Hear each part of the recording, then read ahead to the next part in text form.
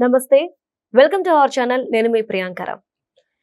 వల్లభనేని వంశీ గారు గతంలో జైలుకి వెళ్ళి 100 రోజులకు పైగానే జైల్లో ఉండి బయటకు వచ్చారు.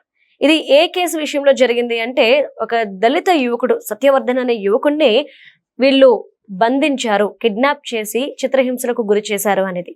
ఇది మనకు తెలుసు. గన్నవరంలో టీడీపీ కార్యాలయాన్ని తగలబెట్టిన కేసులో ఈయన కంప్లైంట్ చేసిన వ్యక్తి సత్యవర్ధన్. సరే, ఈ కేసులో జైలుకి వెళ్ళి ఉండి బయటకు వచ్చి ఈ రోజు ఈ మధ్యనే కాస్త పార్టీ కార్యకలాపాల్లో పాలు పంచుకుంటూ యాక్టివ్ అవుతూ ఆ చిన్న చితక ఫంక్షన్స్ కి అయినా అటెండ్ అవుతూ కనిపిస్తూ ఉన్నారు మీడియాకి. మరి ఇప్పుడు మరొకసారి వల్లభనేని వంశీ గారు జైలుకి వెళ్ళబోతున్నారా అంటే, ఇక్కడ కోర్టు ఇచ్చిన అనుమతులను చూస్తుంటే అవుననే సమాధానాలు వస్తున్నాయి.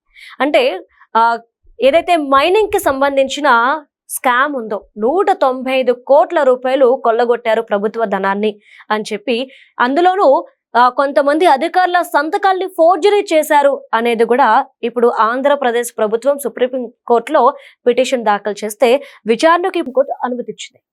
మరి ఇప్పుడు దీని అంతటిని బేస్ చేసుకుంటే జైలుకి వెళ్ళడం ఖాయమా, దీని మీద డిస్కస్ చేద్దాం. మనతో పాటు ప్రముఖ పొలిటికల్ అనలిస్ట్ డివి శ్రీనివాస్ గారు ఉన్నారు, ఆయనతో మాట్లాడదాం. నమస్కారం సార్. నమస్తే. మొన్నే జైలుకి వెళ్ళి ఒక ఆరోగ్యం బాగాలేదు అని బెయిల్ మీద బయటకు వచ్చి ఇప్పుడిప్పుడే యాక్టివ్ అవుతుంటే మళ్ళీ జైల్లో పంపించే ప్రయత్నం చేస్తుందా ఇప్పుడు ఆంధ్రప్రదేశ్ ప్రభుత్వం? ప్రభుత్వం పంపేదే ఉంది, స్వయంకృతాపరాధ. కిడ్నాప్ చేయకపోతే జైలుకి వెళ్ళేవాడు కాదు కదా. అంతేగా. ఇప్పుడు ఆ సత్యవర్ధన్ కిడ్నాప్ కేసు, అతనేంటి అసలు సీసీ ఫుటేజ్లో దొరికిపోయాడు. అవును, లిఫ్ట్ సీసీటీవీ ఫుటేజ్ అది కూడా. సత్యవర్ధన్ పక్కన, వంశీ పక్కన అతను ఎలా కిడ్నాప్ చేశారు, ఏ విధంగా తీసుకెళ్లారు అంతా కూడా పట్టించిన దీంట్లో మరి 135 రోజుల్లో ఏమో జైల్లో ఉన్నాడు. మీరు అన్నట్టుగానే ఆరోగ్యం దెబ్బతింది బాగా. అసలు మనిషి కూడా ఏంటి, జుట్టు అంతా నెరిసిపోయి ముసలాయన అయిపోయాడు అనుకున్నారు. యంగగా లోపలికి వెళ్ళాడు సార్. ఇప్పుడు మళ్ళీ యాక్టివ్ అయినట్టున్నాడు. ఇదే మీరు చెప్పిన మైనింగ్ కేసు. ఎంత? 195 కోట్ల రూపాయలు. అంటే అసలు మొత్తం చెరువులన్నీ తవ్వేశారు. అసలు రైతుల పొలాల్లో మట్టి తవ్వేశారు. పోలవరం రైట్ కెనాల్ అసలు గ్రావెల్ కొట్టేశారు. దగ్గర దగ్గర ఒక 24 లక్షల క్యూబిక్ మీటర్లు మట్టి అక్రమ రవాణా. ఇదో మాఫియా అన్నారు. ఏంటది? మట్టి మాఫియా. దగ్గర దగ్గర ఒక 6 లక్షల క్యూబిక్ మీటర్లు గ్రావెల్. పెద్ద పెద్ద కొండల్లాగా ఉంటాయి ఆ పోలవరం రైట్ కెనాల్. అటు ఇటు కట్టల మీద ఉన్న ఆ కంకరంతా కొట్టి పారేశారు, అమ్మేసుకున్నారు. అంటే అసలు ఈ మట్టి మాఫియా, ఈ గ్రావెల్ మాఫియా, దీనికోసమే ఇతను ఒక 100 టిప్పర్లు కొన్నాడు అన్నారు. వీళ్ళ ఫ్రెండ్ బ్రదర్ ఎవరు, కొడాలి నాని, వీళ్ళిద్దరు జాయింట్ అనమాట. సినిమాలు తీసిన జాయింటే, మాఫియా చేసిన జాయింటే, స్కాములు చేసిన జాయింట్, క్యాసినో ఆడిన జాయింట్. అటు గుడివాడలో అతను ఒక 100 టిప్పర్లు కొన్నాడు, అదొక మట్టి మాఫియా అన్నారు. ఎవరు? కొడాలి నాని. ఇక్కడ గన్నవరంలో ఇది వంశీ వచ్చేసరికి నీకు గన్నవరంలో అసలు మామూలుగా ఎన్ని కేసులు ఉన్నాయంటే దాని పైన ఒక 16 ఏమో కేసులు ఉన్నాయి. తెలుగుదేశం నాయకుల ఆస్తులపై దాడులని, వెదురు పావులూరులో జాస్తి వెంకటేశ్వరరావు అతనికి వచ్చినటువంటి ఆ డీ పట్టా భూమి బలవంతంగా స్వాధీనం చేసుకున్నాడని, షెడ్డు ఆ కన్స్ట్రక్షన్ అంతా కూల్ చేశాడని, తుమ్మల ఉదయ్ అతని చేపల చెరువు ధ్వంసం చేశారని, లేకపోతే మాదల శ్రీనివాస్ అంట అతని ఎరువుల దుకాణం నెలమట్టం చేసి మొత్తం ఆక్రమించుకున్నారని, కాసర్నేని రంగబాబు అతనిపై హత్యాయత్నం కేసు, మొత్తం కొండపావులూరు, వెదురుపావులూరు, పాతపాడు, గొల్లన్పల్లి, బీబీగూడెం, పురుషోత్తంపట్నం, ముస్తాబాద్, ఈ గ్రామాలన్నిటిల్లో కొండలు గుట్టలు తవ్వేశారు.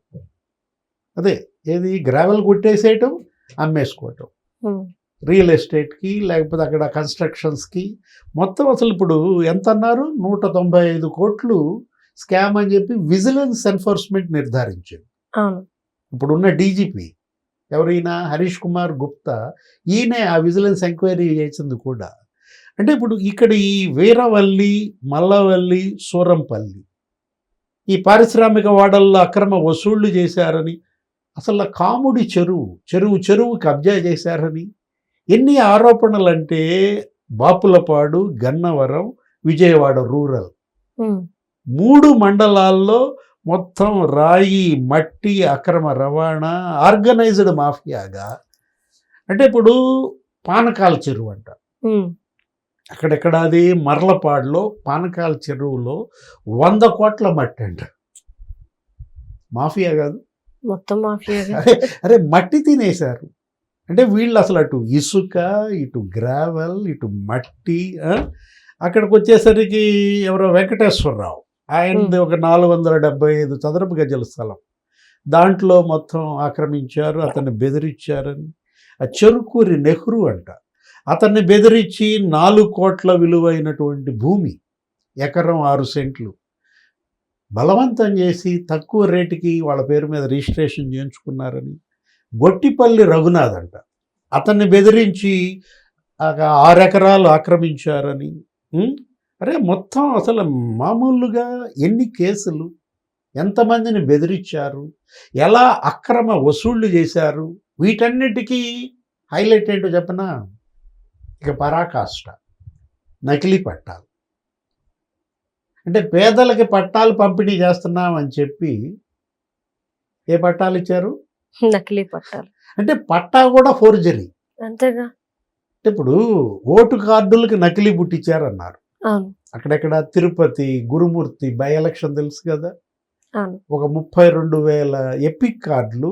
అక్కడ ఉన్న IAS ఆయన ఎవరు, గిరీష, ఆయన గొంతు మీద కత్తి పెట్టి మరీ బెదిరించి డౌన్లోడ్ చేసి తమిళనాడు వాళ్ళతో ఓట్లు వేయించారన్నారు. అయ్యేంటి అవి? ఎపిక్ కార్డులు, అంటే ఫేక్ ఓటర్ ID కార్డులు. ఇక్కడ ఫేక్ పట్టాలు, ప్రభుత్వం ఇచ్చే పట్టా, ఆ పట్టా భూమి నకిలీ. అంటే ఓట్ల కోసం ఎన్నికల్లో పట్టాల పంపిణీ పేరుతో మచిలీపట్నంలో పేర్ని నాని ఇదే డ్రామా. అంటే వీళ్ళు ముగ్గురు, ఇప్పుడు మళ్ళీ మనం ఇద్దరుగా జంట కవులు ముగ్గురు అనమాట. అటు మచిలీపట్నంలో పేర్ని నాని, గుడివాడలో కొడాలి నాని, లేకపోతే గన్నవరంలో వంశీ. అసలు పట్టాకి నకిలీ పుట్టించడం ఏంటి, ప్రజల్ని మోసం చేయటం ఏంటి, ఎక్కడ దాకా వచ్చింది అసలు ఆ కేసు? పేర్ని నాని పైన నకిలీ పట్టాల కేసు ఏమైంది, వంశీ పైన ఈ నకిలీ పట్టాల కేసు ఏమైంది? మొత్తం బాపులపాడులో, లేకపోతే గన్నవరంలో, ఉంగుటూరులో. అంటే వీళ్ళు ఎవరిని వదిలేశారు? అటు ప్రకృతిని చెరపట్టారు, ఏది భూమిని తవ్వేశారు, చెరువులు కబ్జా చేశారు, మింగేశారు. అరే కాలవ కట్టలు కొట్టేశారు. అంటే ప్రకృతి వనరుల్ని ఛిద్రం చేయటం కాదు, అమ్ముకోవటం. నెక్స్ట్ పేదల్ని, ప్రజల్ని మోసం చేసిన కేసులు. ఇప్పుడు ఈ 195 కోట్ల మైనింగ్ స్కామా నిన్న కోర్టుకు వచ్చినట్టున్నాడు, బెజవాడ కోర్టుకు వచ్చి నోటీసులు తీసుకున్నట్టున్నాడు. లేదు అందరి ఇళ్ళకి వెళ్ళి అందరికి పుట్టినరోజులు శుభకార్యాలు అటెండ్ అవుతున్నట్టున్నాడు, మళ్ళీ తయారవుతున్నట్టున్నాడు. ఓట్ల కోసం మళ్ళీ అరెస్ట్ తప్పదా? అంటే పోయినసారి ఆ కిడ్నాప్ అరెస్ట్ లో ఎన్ని రోజులు? 135 రోజులు జైలు అనుకుంటా. మళ్ళా జైలా వంశీ? ఈసారి ఎన్ని రోజులు ఉంటారు? Right, thank you so much sir. నమస్తే.